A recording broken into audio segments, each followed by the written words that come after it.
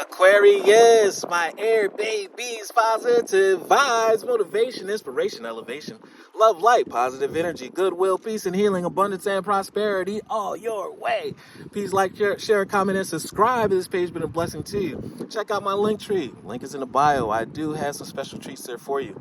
Your word of the day is me. It's all about me today. How can you help and change the entire world when you're depleted of all your nutrients, of your water, of positive energy? You're making sure everyone else in the world is okay, but you're not taking care of yourself.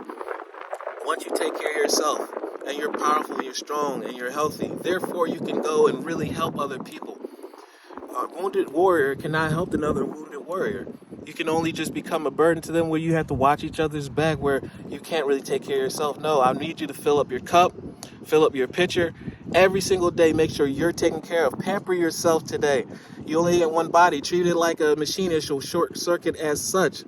Break down as such, but if you pamper it, it will honor you and it'll give you long life. It'll give you peace. And once you feel better, you think better. Therefore, your life shall become better.